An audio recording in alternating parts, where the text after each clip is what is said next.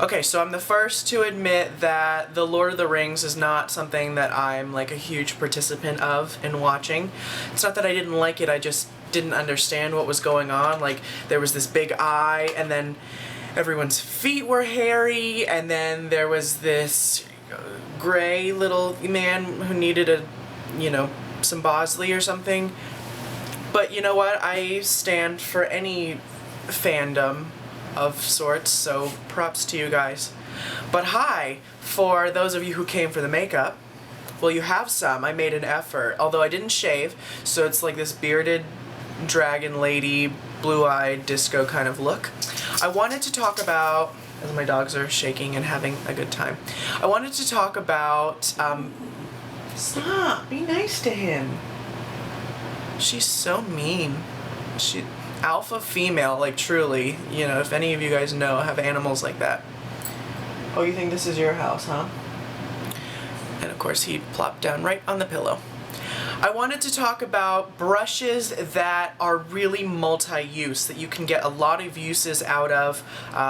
So that way, they're good investments, they're nice to have. If you are limited, if you are traveling or something and you need one brush that can really do a lot, I want to talk about a few different ones and different uses that I have for certain brushes, just because I am a big fan of, I'm lazy, first of all. So, okay, so we will start with my first and probably favorite, and you've heard me talk about this before if you've ever watched any of my videos, but the E.L.F. Studio Blush Brush. You have to get the Studio one, which is the black handle.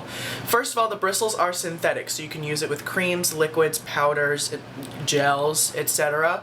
And it's not going to ruin the bristles if you, apply non-powder products.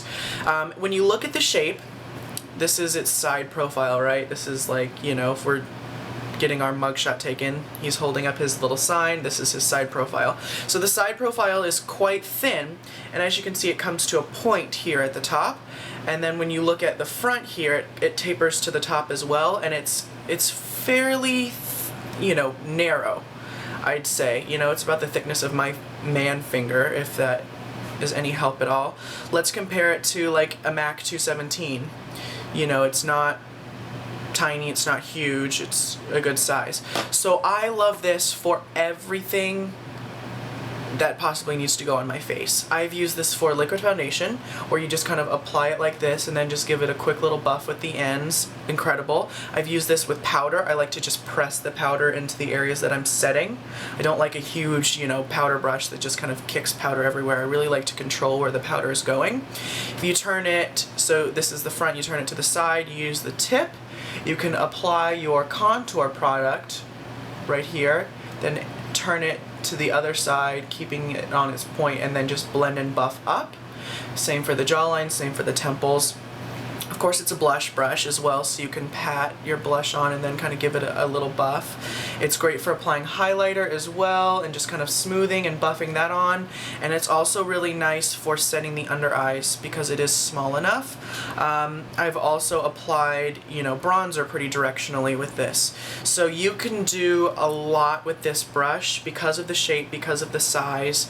It's really, really handy. I have a couple of these in my brush cup over there, just because I love, I always want to have a clean one of these to do stuff with. So if you are applying your contour, you can just get another clean one and then buff it out with this. You can use the same brush or you can use another one, up to you. But for $3, it's not even an investment, it's just something that's really good to have. And they clean really well, and I've never had a problem with any of mine shedding. I've had a few of my handles come loose, like this one just did, but a little super glue and you are good to go. They're $3, I'm not going to expect, Hakuhodo quality, but $3, throw away. It's incredible. Next, we'll talk about another face brush, the Hourglass Nº2. And I always talk to people who I'm showing this brush to when I'm in store that I'm lazy and I can do an entire face with this brush, and I have. So you would use the top, of course, to just buff your foundation on. You can use the side. Because of the shape of this brush, it's actually pinched a little bit at the top here. So you're getting something that kind of splays out a slight bit, but it's also fairly flat. You know, it's not as puffy as some of the other ones can be. It's much more streamlined. So it's actually more of an oval shape. So because of that, you can apply your contour, you can apply your blush. I like to, when I apply the blush, I like to pat it and then buff it on. You can use this with your powder, just smooth it on or pat it and then smooth it. You can do bronzer, you can do everything with it. It's the same idea as the E.L.F. one, except of course the quality is much better. It is still synthetic, so you can use it with your creams and your liquids and your powders. It cleans really well, and something I like about Hourglass brushes and their handles is they're actually a little heavier on this side. So when you're holding the brush like this, the weight means that it completely just rests in your hand perfectly, so things are not flopping around as much. You really can just get the dexterity that a lot of people like to do when they're kind of buffing things on very lightly. If you're holding it like this, it's not going to work as well. So if you just rest it in your hand the way, you know, you do with a brush, or even like that, the weight of this side of the handle really just rests nicely in your hand. So that's just a side note that I really am a fan of. Next we'll talk about a flat foundation brush. Now these have gone out of style. I still adore mine. I love using these for foundation, of course, because I like to really smooth the product on. It's also really great for, if taking a note out of Mary Greenwell's book, if you use your loose powder or your pressed powder and you press this into the skin to set the face, incredible. You don't apply a lot of powder. It's very directional. I feel like I have to burp, but it's not happening. It's very directional, it's small. You would press the product into the skin so that way you're not using as much as you normally would with a huge powder brush. But I also love this for applying liquid highlighter, also cream blush and liquid blush, and doing a touch of contouring as well. Like whenever I use my Tom Ford Shade and Illuminate, I usually use a thin brush like this to just really just pat the highlighter on and then smooth it out. And because, you know, this comes to a paddle shape, I just like to do these cross-hatching motions where I go one direction and then the other, and it just perfectly blends the product for you. There's a reason that these are in so many makeup artists' kits, and that these have kind of withstood the test of time with a lot of makeup artists, because they do a lot for you. So, you know, it's not as easy to apply your contour with, or your I mean, I like using this with concealer as well. Side note, I don't like to dirty a concealer brush because it's the same idea. It's not as easy to like really buff the foundation in, but sometimes I apply it with this and then go in with a separate buffing brush and buff it in, just for like that flawless look when I really want to take some time to do it. But I love a flat foundation brush. And this is the Chanel #6, which is one of my favorites, but there's other good ones out there. Although it is tricky. Those are the kind of brushes I buy the most, the flat foundation brushes, and I like to have a variety. Some are thicker, some are more dense, some are longer, some are floppier. It's nice to just have a variety of them because they come in all different shapes and sizes, whereas buffer brushes generally kind of look and do the same thing. Next we have the the Up&Up, which is from Target. Their blush brush is just incredible. This is so great for applying foundation. It's much fluffier than this E.L.F. Studio blush brush, and comparing it to like an Hourglass #2, it certainly mimics the shape of the E.L.F. Studio blush brush, and it is more oval like the Hourglass, but it's way fluffier and less dense than either of those. So this is great if you really want to sheer out your foundation. It's really great for applying powder, for applying your bronzer and just really having it directional and smoothing it in. Great for blending a contour, great for doing a little bit of blush. This is synthetic, so it does work well with, again, creams, liquids, powders.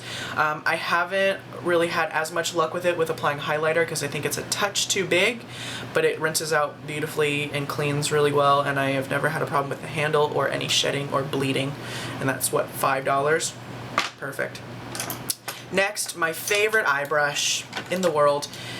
It's actually tricky because I prefer this, and I don't think they make this one anymore. This is the Sonia Kashuk. I don't know what it's called. I think it's like a small fluffy eyeshadow brush. I don't know. I also have her number 112, which I think is a small eyeshadow brush. I don't know, this shape I much prefer. The Sonia Kashuk, the other one, is a little small and more squared off, but I did my whole eye look with just these two, which is basically the same thing. I could have done it with just this one. But the idea is that it's flat, it's a slight bit fluffy, ideally it would come to a point. This one's a little more flat. But so I use the tip for this to blend underneath, and then I use the side to pat product on the lids, and then you would just use the tip again like I've done today, and then just use that to blend. And it really does a lot of the work for you. You don't have to have a separate blending brush a lot of the time. I still like to use one, so I always have a 217 on hand just to really make sure that the edges are blending into nothing. But you can do a good significant eye look with this. You can also blend out eyeliner and stuff with the tip of this if you want to have like a smudgy or kind of smoky look. And you can use it for your inner corner as well. So I love having specifically this brush, but something that's like this style is really, really good to have, I think, in my humble opinion. The NARS #3. Now, I don't know what the new numbering is. I think they have something that's very similar, just in their new format, which thank God, because NARS brushes from the beginning kind of sucked, and I think they're still not very good. But this one is great, the #3. So it's huge, comparing it to a 217. It's closer to the size of a face brush, but this is great for applying concealer and then really going in and blending your edges if you just want to diffuse the edges of your eyeshadow into nothing. It's great for applying like I will do now, just a touch of highlight on top. But I really like to use this just to buff my edges into nothingness. So, big fan. And then again, concealer, and if you wanted to use it directionally with powder, you could do that as well, also for sculpting the nose, if that's something that you're into. Let's see. And then last but not least, MAC 217. It's great for concealer, it's great for eyeshadow, it's great for literally everything. But just anything that you need to buff on and you want to be directional about it, or buff out and diffuse into nothing, the 217 is great. I mean, everyone who has a 217 will tell you there's nothing better, and case in point, here I am. So that was my collection of one brush to rule them all, which makes it sound like I'm talking about the best brush in the world, but one brush for multiple things? I wanted a clever title. Give me a break. So I will talk to you guys really soon. Hopefully you enjoyed this. Have a good day. And someone explain The Lord of the Rings to me.